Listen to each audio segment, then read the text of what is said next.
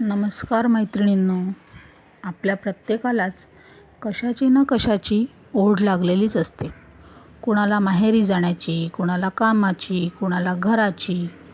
सद्यस्थितीमध्ये प्रत्येकाला ओढ लागली आहे ती हा करोना कधी संपणार याचीच, नाही का? तर अशाच ओढीबाबत आपल्याला मार्गदर्शन करण्यासाठी आल्या आहेत माननीय श्रीमती ज्योतिताई श्रीराम पिटके. यांचा निवास डोंबिवली येथे असतो. विद्याभारती कोकण प्रांताच्या त्या प्रशिक्षण विभाग सहप्रमुख आहेत.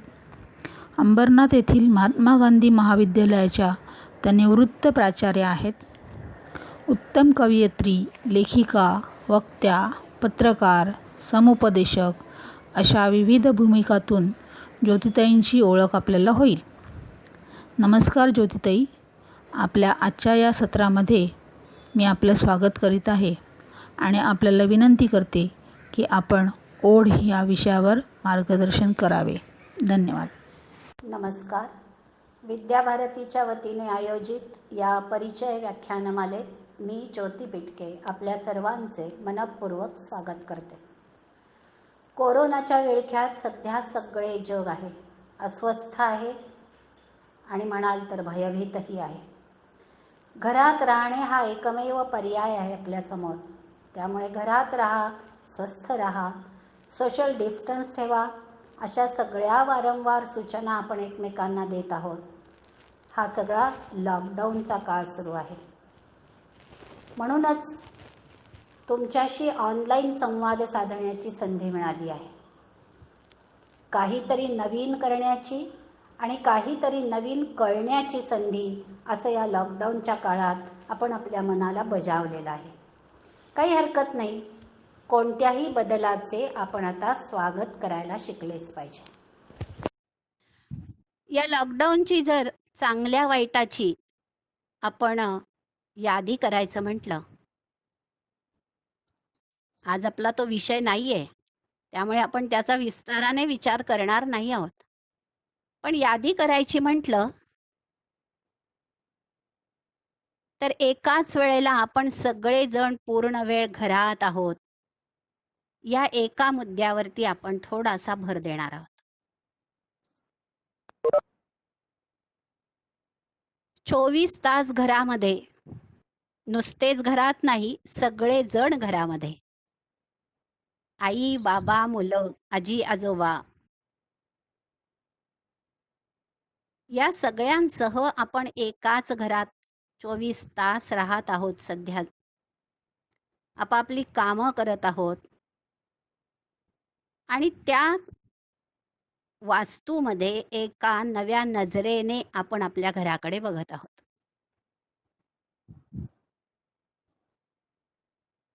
त्यामुळे आपल्याला पहिल्यांदा गप्पांसाठी विषय जो घ्यायचा आहे तो म्हणजे घर. मला कल्पना आहे आपल्या सगळ्यांना घराची प्रचंड ओढ असते.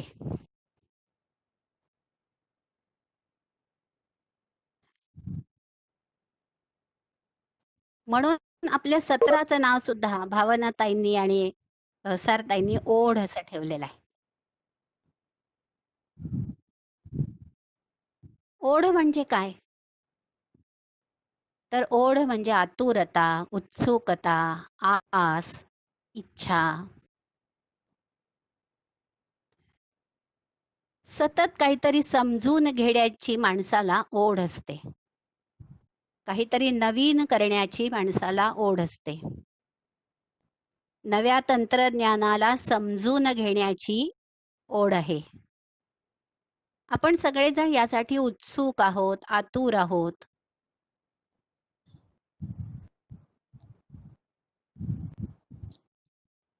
एकमेकांना भेटता येत नाहीये आता सध्या, तरी सुद्धा आपल्या एकमेकांच्या बरोबर काही गोष्टी शेअर करण्याची आपल्याला इच्छा आहे.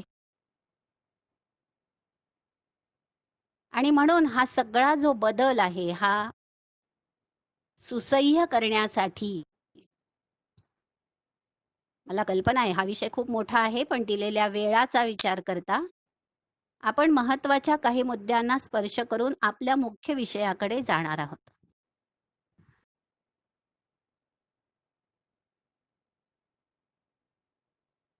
या सगळ्या अस्वस्थ वातावरणाचे दूरगामी परिणाम वैयक्तिक जीवनावर भरपूर आहेत, तसे सामाजिक जीवनावरही भरपूर आहेत. अर्थकारणावर आहेत, समाजकारणावर आहेत. सुदैवानं या 1.5-2 महिन्यात राजकारणात फारशी ढवळाढवळ कोणी केली नाही.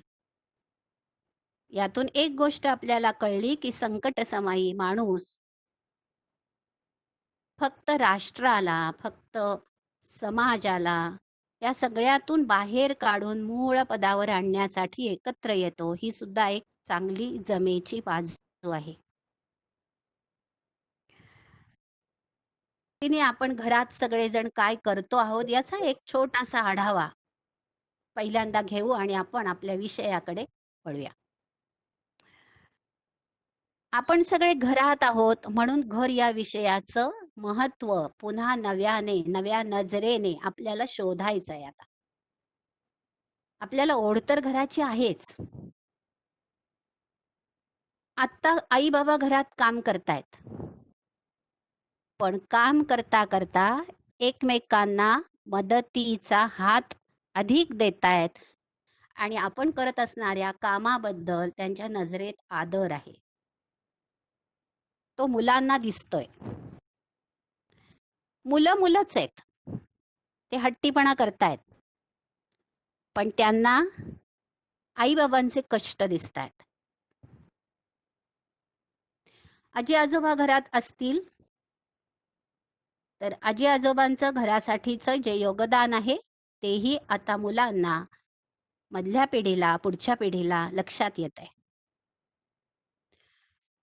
घर कसं चालतं हे बाहेर MBAचे क्लास घेऊन, MBAचं शिक्षण घेऊन समजण्यापेक्षा घरातलं व्यवस्थापन शास्त्र आता मुलांना कळायला लागलंय.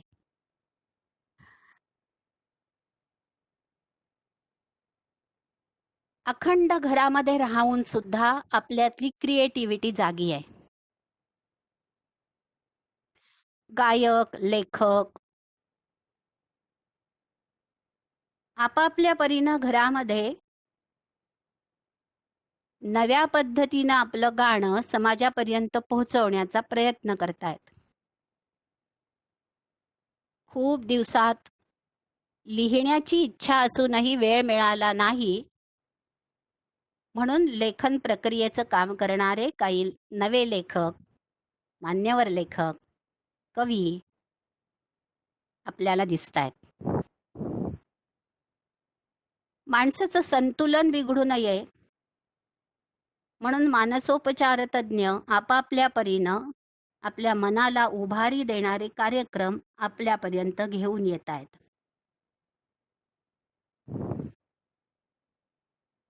खाण्यापिण्याच्या बाबतीत तर वेगवेगळे प्रयोग चालू आहेत. बाहेर सगळे हॉटेल्स बंद आहेत. मनोरंजनाची साधनं नाही आहेत. तरी सुद्धा आपण सगळेजण घरात वेगवेगळे पदार्थ करून आपला खाण्यावरचा तो जो काही आनंदाचा भाग आहे तो उपभोगतो आहे. थोडक्यात काय, बाह्य जगाची भुरळ पडलेल्या आम्हा या सगळ्या नव्या पिढीला पुन्हा एकदा निसर्गाने सांगितलंय की बाबा रे, बाहेर अधिक रमण्याची सवय लागली आहे ना तुला आता, त्याचे काही दुष्परिणाम तू आता बघ आणि पुन्हा एकदा थोडंसं थांबून मागे वळून आपल्या घराकडेही बघ. मला असं वाटतं हा निसर्गाने दिलेला फार मोठा धडा आहे आणि म्हणून नव्याने काही समजून घेण्याची संधी निसर्गाने आपल्याला दिली आहे.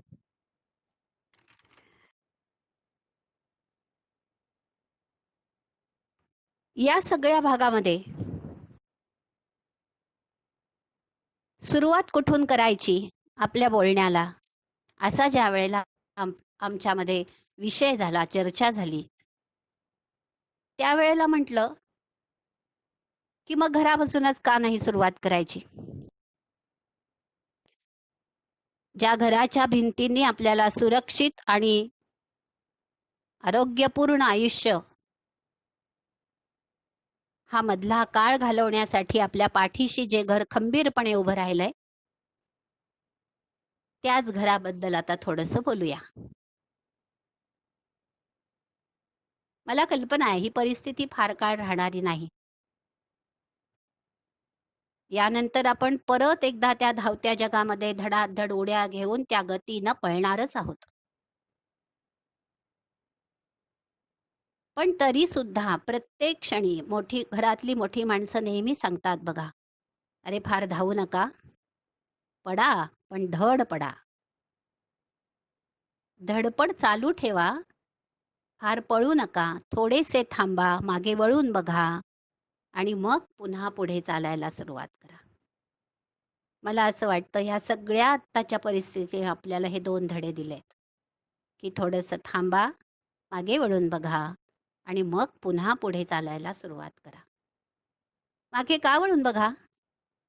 तर हे पळता-पळता काही निसटलंय का? काही हरवलंय का? काही शोधायचं राहिलंय का? कशाकडे तुम्ही दुर्लक्ष केलंय का?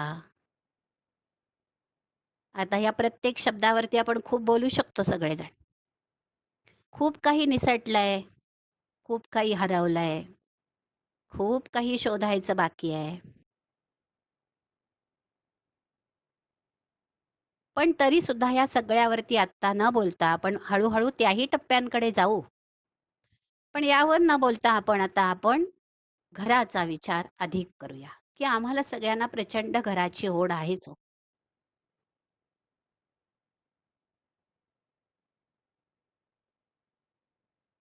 घराबद्दल प्रत्येकाचं काहीतरी वेगळं मत असू शकतं.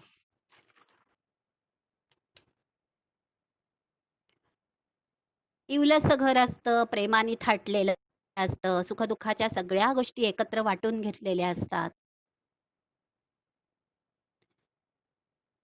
घर हसतं खेळतं माणसांचं असतं. त्यामध्ये दादाचा खट्याळपणा असतो. ताईच्या खोट्या रुसव्याचं त्या घरामध्ये प्रदर्शन असतं. आजोबांची कडक शिस्त असते, आजीची गोड गोष्ट असते.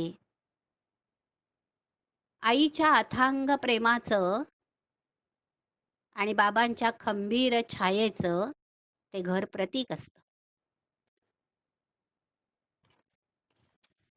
घर कसंही असो, घर घर असतं. मग ते महाल असो, राजवाडा असो किंवा साधी सोपी छोटीशी झोपडी असो. गगनचुंबी इमारती असोत किंवा चाळीतलं घर असो. वन रूम किचन असो, नाही तर 2 रूम, 3 रूम अशा वाढत्या वाढत्या खोल्यांचं घर असो. घर कसंही असो, घर घर असतं. आपल्यासाठी ती एक संरक्षक आणि सुरक्षित असणारं ते कवच असतं.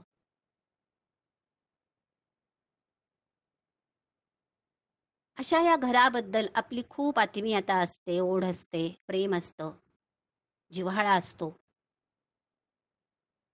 आणि दिवसभर कुठेही वासरू गेलं तरी परत फिरून संध्याकाळच्या वेळेला ते जसं गोठ्याकडे येतं, तसं माणसं सगळी संध्याकाळच्या वेळेला मग गाडीतून, घोड्यातून, सायकलवरून कशीही असली तरी बघा तुम्ही या लॉकडाऊनच्या काळामध्ये पायी लोक घराकडे गेले.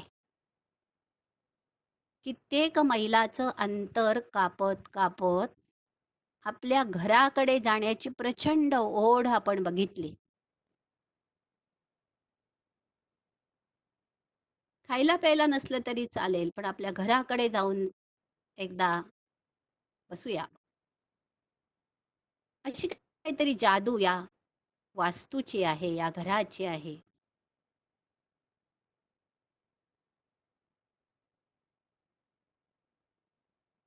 या घराचं वर्णन करायचं झालं तर थोडंसं आपण जुन्या घराचा आणि नव्या घराचा विचार करूया. जुन्या घराचा याचा अर्थ पूर्वीची घरं कशी होती? प्रशस्त होती. मोकळी ढाकळी होती. माणसं पण त्यातली मोकळी ढाकळी होती. मोठं कुटुंब होतं. अनेक जण एका घरात राहत होते. एका छत्राखाली राहत होते. काही नात्याचे होते, काही नात्याचे नव्हते, तरी सुद्धा ते त्याच घरामध्ये एकमेकांच्या मदतीनं राहत होते.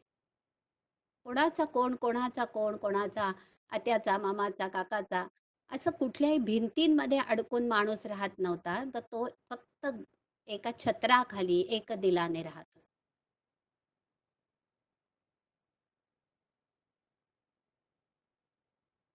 घराची रचना जर बघितली तर घर प्रशस्त असायचं, मोठं असायचं, मोकळं असायचं, अनेकांना सामावून घेणारं असायचं.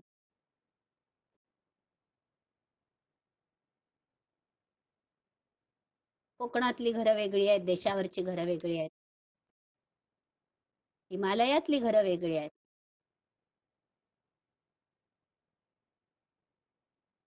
निसर्ग नियमानुसार त्या त्या ठिकाणी ज्या ज्या गोष्टींची गरज आहे त्यांना घेऊन ती घरं बांधलेली आहेत.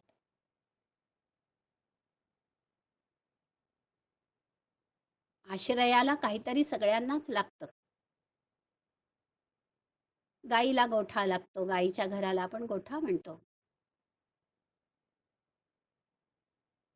काही बिळात राहतात, काही गुहेत राहतात.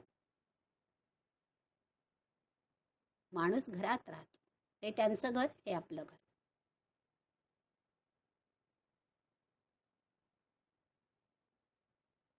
त्या मानाने शहरातली घरं आता थोडी लहान झालेली आहेत, सुटसुटीत झालेली आहेत. 2 नाही तर 4 माणसांचीच झालेली आहेत.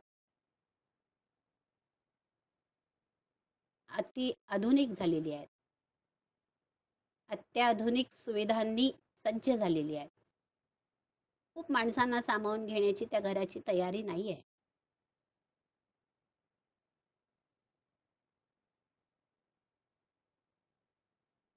हे घराचंच बदललेलं शहरातलं किंवा खेड्यातलं किंवा काही वर्षांपूर्वी घरांच्या बांधणीचा प्रकार आणि आत्ताचा प्रकार यामध्ये थोडासा बदल आहे. मुद्दा काय आहे आपला? घर घर आहे, कसंही असू दे. मंडळी, आपण आता घरामध्ये प्रवेश करणार आहोत आणि घर बघणार आहोत, निहाळणार आहोत. कसं निहाळायचंय घर? माझ्याबरोबर तुम्ही सुद्धा आता घरामध्ये प्रवेश करायचा आहे. आपण बाहेरून घरात आत जाणार आहोत. अगदी सगळ्यात पहिली कृती आपल्याकडनं कशी होते बघा. बाहेरच्या दाराशी आपण आपल्या पायातले चपला बूट काढतो आणि घरात प्रवेश करतो. मोठं घर असेल तर घराचं अंगण सारवलेलं, छान रांगोळी काढलेली, दाराशी तुळशी वृंदावन आहे. आपण या सगळ्यावरती हळूहळू नजर टाकत दाराशी चपला बूट काढलेले आहेत. घर छोटं असेल तर यातलं फारसं काही दिसणार नाही. फार तर बाहेर रांगोळी छोटीशी दिसेल. आपण तिथेच बाजूला कुठेतरी चपला बूट काढू आणि हळूच घराचा उंबरठा ओलांडून आत प्रवेश करू. मित्रांनो, आपण इथे एक मोठी कृती केली. घराचा उंबरठा ओलांडून आत गेलो. उंबरठा ही सगळ्यात पहिली गोष्ट आहे घराची. या उंबरठ्याने आपल्याला घराची हद्द सुरू झाली असं सांगितलं, की आता इथून पुढे घर आहे बरं का. रस्ता संपला बरं का.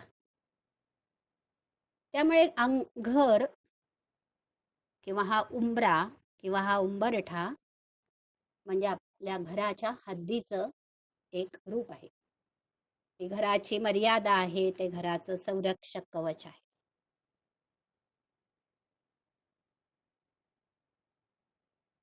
बाहेरच्या रांगोळीवरनं घरातली संस्कृती कळते असं म्हणतात.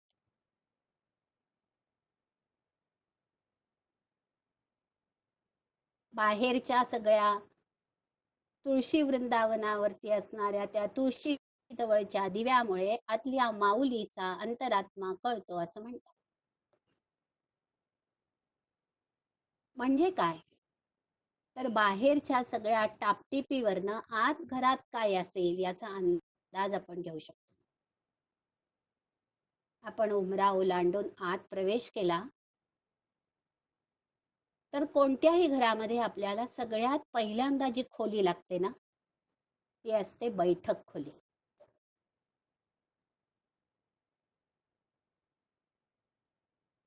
बैठक खोली म्हणजे घराचं चरित्र आणि चारित्र्य, घराचा घरंदाजपणा आणि घराच्या परंपरा, या सगळ्या गोष्टींचं दर्शन आपल्याला घराच्या बैठक खोलीत बघायला मिळतं.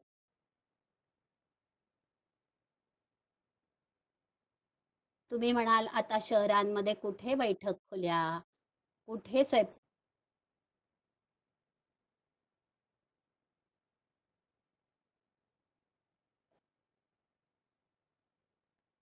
या एका खोलीत सुद्धा या सगळ्या जागा स्वतंत्र असतात. त्यामुळे जो भाग बैठक खोलीसाठी घरामध्ये केला असेल, घरात लहान घर असू दे अगर मोठं घर असू दे, त्या बैठक खोलीच्या टापटिपेवरनं, स्वच्छतेवरनं, नीटनेटकेपणामुळं आपल्याला त्या घरातल्या लोकांचं चरित्र आणि चारित्र्य लक्षात येतं.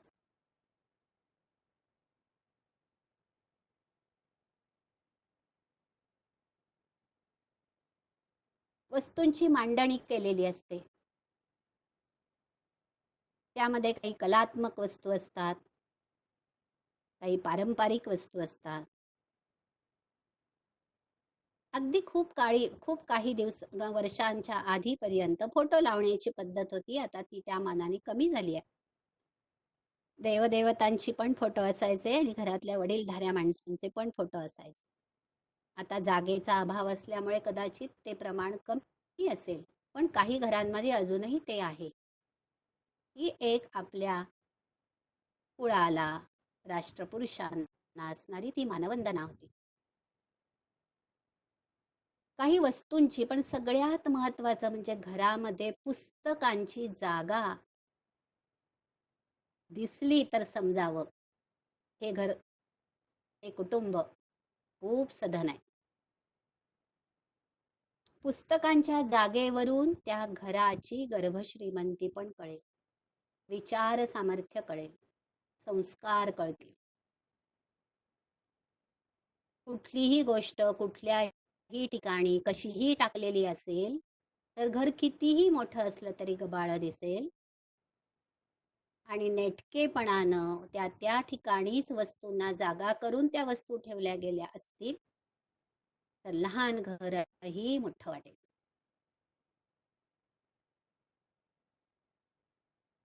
वर्तमानपत्रांच्या जागा आहेत, पुस्तकांच्या जागा आहेत, बैठक खोलीमध्ये बसण्याच्या जागा आहेत. या सगळ्या गोष्टी जर जिथल्या तिथे असतील आणि त्या जिथल्या तिथे ठेवण्याची घरातल्या प्रत्येक घटकाला सवय असेल तर मला असं वाटतं ते घर अधिक समृद्ध दिसेल.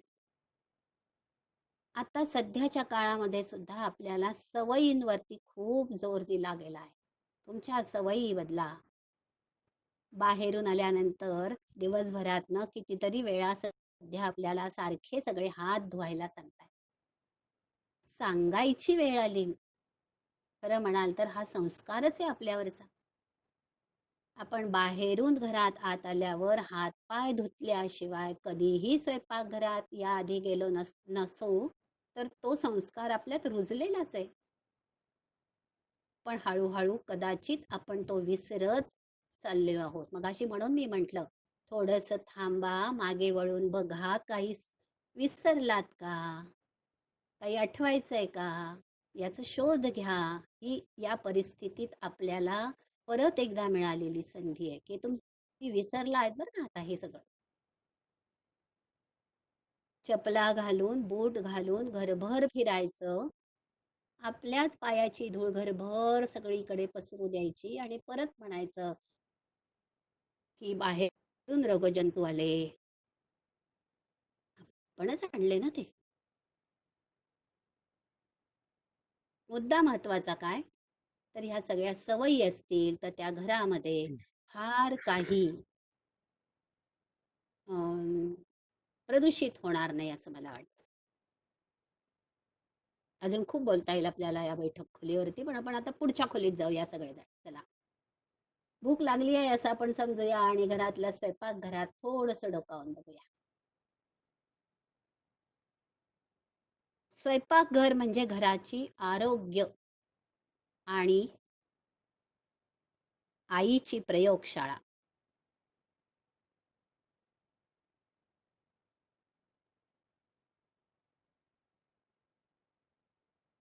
एका शिबिरामध्ये आम्हाला असं सांगितलं होतं,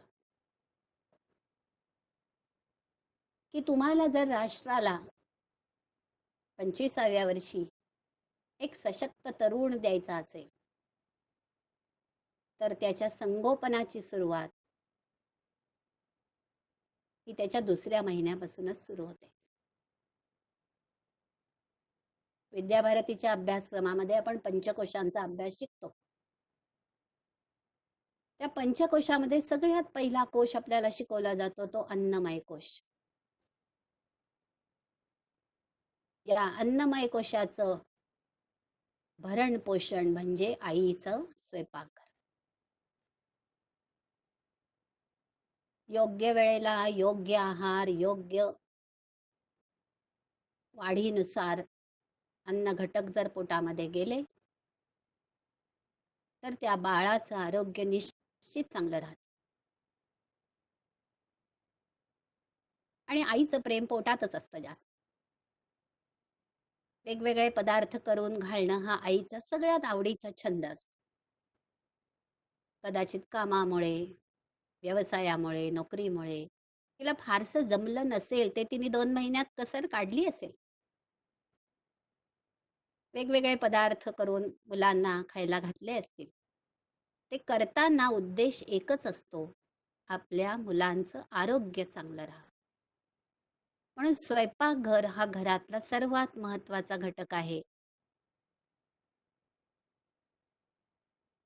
सकस अन्न, पण तरीसुद्धा ते शांतपणे तयार केलेलं, शिजवलेलं असेल. तुम्हाला आठवतंय का बघा, घरामध्ये जर आजी असेल, तर आजी नेहमी सांगत असेल, की स्वयंपाक करताना बाईचं मन शांत असायला पाहिजे. ती जितक्या आनंदाने, समाधानाने, कृतार्थतेने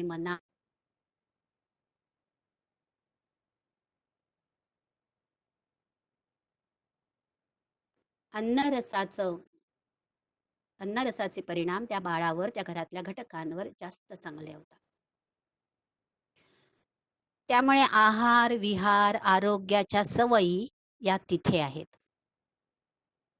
आहाराच्या सवयी तिथे आहेत. म्हणून स्वयंपाकघर हे आपल्या घरातलं सर्वात महत्त्वाचा भाग आहे. जो संपूर्णपणे आईच्या जवळ असतो, आईच्या अधिकारामध्ये असतो आणि या सगळ्यातून आपल्या अन्नमय कोशाची जडण-घडण होत असते. त्यामुळे घरातला नीटनेटकेपणा, स्वयंपाकघरातली मांडणी, स्वयंपाकघरातल्या स्वच्छतेच्या सवयी, स्वयंपाकघरातल्या स्वयंपाक करतानाच्या सवयी, स्वयंपाकघरामध्ये वापरले जाणारे वेगवेगळे पदार्थ, ह्या सगळ्या गोष्टींचा विचार हा त्या घरातल्या लोकांच्या आरोग्याशी संबंधित, निगडीत असतो. घर म्हणजे नुसते 4 भिंतींचा अभ्यास नाहीये मंडळी. घर म्हणजे या सगळ्या खोल्यांचा बारकाईनं केलेला अभ्यास. की प्रत्येक खोली आपापल्या ठिकाणी आपलं कर्तव्य नीट बजावत असेल, तर ते घर अत्यंत समृद्ध. म्हणून आपल्या सगळ्यांच्या घरांमध्ये स्वयंपाकघर ही सर्वात महत्वाची खोली असते. मगाशी मी म्हटलं त्याप्रमाणे घर लहान असू दे अगर मोठं असू दे, कुठेतरी आपल्या आराध्य देवतांना आपण देवघरामध्ये बसवतोच ना. म्हणजे देवघर पण घरामध्ये आहेच. म्हणून आपण सगळेजण आता देवाला नमस्कार करण्यासाठी देवघराकडे वळणार आहोत. देव कुठलाही असू दे, धर्म कुठलाही असू दे, पंथ कुठलाही असू दे, तो महत्वाचा नाहीच आहे. महत्वाचा आहे आपली श्रद्धा त्या शक्तीवर असणार. बैठक खोलीत मिळणारा सन्मान, घरामध्ये नित्य होत असणारी त्या अग्निदेवतेची पूजा, हे सगळं ज्या शक्तीमुळे आपल्याला मिळतं ना, तिथे आपण नतमस्तक होऊन सांगायचं असतं, बाबा तुझ्या कृपेनं घरात सगळं व्यवस्थित चाललेलं आहे. तुझी कृपा आहे म्हणून. कारण आपण जे अन्न सेवन करतो त्याचा आपल्या शरीरावर, मनावर, बुद्धीवर, रक्ताच्या थेंबाथेंबावर परिणाम होतो. दोन पद्धतीने, सकारात्मक अगर नकारात्मक. चांगल्या भावनेनं केलेला स्वयंपाक आणि चांगल्या भावनेनं सेवन केलेलं अन्न सकारात्मक ऊर्जा देतं. आणि रागारागाने, चिडचिड करत, संतापत, नाईलाजाने तयार केलेला स्वयंपाक आणि सेवन केलेलं अन्न हे नकारात्मक ऊर्जा देतं. आपल्याला कोणती ऊर्जा पाहिजे हे घरातल्या आईनं आणि बाबांनी ठरवायचं असतं, की मला माझ्या मुलांना कोणती ऊर्जा द्यायची आहे. आणि ही सगळी ऊर्जा जर तुम्हाला उत्तम पद्धतीनं द्यायची असेल तर तुमच्यावरती परमेश्वर शक्तीचा आशीर्वाद असावाच लागतो. आणि ती कृतज्ञता आहे, ती कृतज्ञता आपण देवघरातून व्यक्त करत असतो. या देवघरातून आपल्याला काय कळतं? घरातल्या संस्कारांची ओळख होते, घरातली साधना काय आहे ते कळते, आणि घराचा आध्यात्मिक पाया काय आहे याची पण ओळख होते. त्यामुळे देवघरही तितकंच महत्वाचं. सोन्या चांदीच्या मूर्तींना महत्व नाही. महत्व आहे तिथे नतमस्तक होणाऱ्या आपल्या मनाला. त्यामुळे देवघर म्हणजे आपली सुचिता आहे, आपलं पावित्र्य आहे, आपले संस्कार आहेत, आपली साधना आहे, आपल्या उत्तम सवयी आहेत. असं देवघर प्रत्येक घराला हवं. आता शहरात राहत असू तर परसदार नसतं, मोठ्या घरात राहत असू तर परसदारही असतं. परसदारामध्ये खूप गोष्टी अशा टाकून दिलेल्या असतात, नको असणाऱ्या. कधीतरी आवरू, वेळ मिळेल तेव्हा म्हणून टाकलेल्या असतात. कोकणामध्ये गेलात तर तुम्हाला लक्षात येईल, मागे बरंच काही अडगळ पडलेली असते. मोकळ्या जागेमध्ये परसदारी टाकलंय असं आपण म्हणतो, पण परसदारी सुद्धा कोणत्या वस्तू टाकल्या आहेत यावरून सुद्धा आपल्या घराचं वळण लक्षात येतं. तेव्हा घर म्हटलं की चार भिंती, मुलायम पडदे, उंची फर्निचर नाही. घर म्हटलं की प्रत्येक गोष्टीमध्ये असणारा या सगळ्या घटकांचा सहभाग हे घरासाठी अपेक्षित असतं. मला असं वाटतं की या दृष्टीने जर आपण सगळेजण घरात प्रवेश करत असू आणि आपल्या प्रत्येक खोलीचं पावित्र्य सांभाळत असू, जपत असू, तर घर या संकल्पनेवरती आपण अधिक सखोल, अभ्यासपूर्ण विचार केलेला आहे. असं घर प्रत्येकाला हवं असतं हो. असंच घर प्रत्येकाला हवं असतं. काहींना ते साधतं, काहींना ते साधत नाही. काहींना इच्छा असून कसं नटवावं ते समजत नाही. पण प्रत्येकाच्या मनामध्ये माझं घर स्वस्थ असावं, शांत असावं, समृद्ध असावं आणि चांगल्या संस्कारांनी श्रीमंत असावं, असं नक्की वाटत असतं. आपल्यालाही असंच वाटतंय आणि आपल्याला सगळ्यांना असंच घर हवंय. आज या निमित्ताने आपण सगळ्यांनी घर या संकल्पनेचा असा विचार केला आहे. आपणही सगळे करतच असाल. यावर अधिक खूप बोलण्यासारखं आहे, पण वेळेची आज मर्यादा आहे. तरीसुद्धा आपण घरातल्या 4 खोल्यांमध्ये फिरून आलेलो आहोत. आणि आता परत एकदा एका त्रयस्थ नजरेने आपण आपल्या घराकडे बघणार आहोत, की खरंच घर कसं वाटतंय माझं? छान वाटतंय ना? समृद्ध वाटतंय ना? शांत वाटतंय ना? आजी-आजोबा देवघरात बसलेले आहेत. मुलं मागच्या अंगणात खेळतायत. आई-बाबा वाचन करतायत, आनंदाने गप्पा मारतायत. मुलं त्यांच्या अवतीभोवती फिरतायत. कोणी कुणावर चिडत नाहीये, संतापत नाहीये. प्रत्येकाने आपापल्या पद्धतीनं सगळ्या कुटुंबातल्या लोकांना आधार दिलेला आहे. असं घर जर प्रत्येकानं आपलं नटवलं, सजवलं, तर मला असं वाटतं खूप समस्या कमी होतील. बाहेरच्या जगामध्ये निर्माण होणाऱ्या सगळ्या समस्येचा उगम घरातच असतो. म्हणून बाहेरचं जग शांत करायचं असेल, तर आधी घर शांत पाहिजे आणि घर शांत करायचं असेल, तर आधी आपलं मन शांत पाहिजे.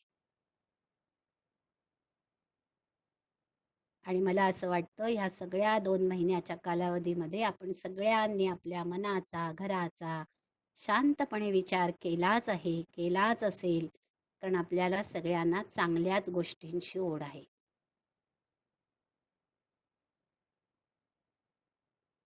आता या घरामध्ये राहायचं म्हणजे नक्की कसं राहायचं? मग सवयी कशा पाहिजेत? मग सहवास कसा पाहिजे? मग संवाद कसा पाहिजे? हे सगळं ओघाने आलंच ना. पण आज फक्त आपण घरात फेरफटका मारला. यानंतर जेव्हा परत एकदा भेटणार आपण, जेव्हा आपण भेटू त्यावेळेला आपण आपल्या सवयींवर, आपल्या सहवासावर, आपल्या संवादावर आणि मग पर्यायाने होणाऱ्या एकंदर संस्कारांवरती गप्पा मारूया. आज मी इथेच थांबते. सर्वांना मनापासून धन्यवाद.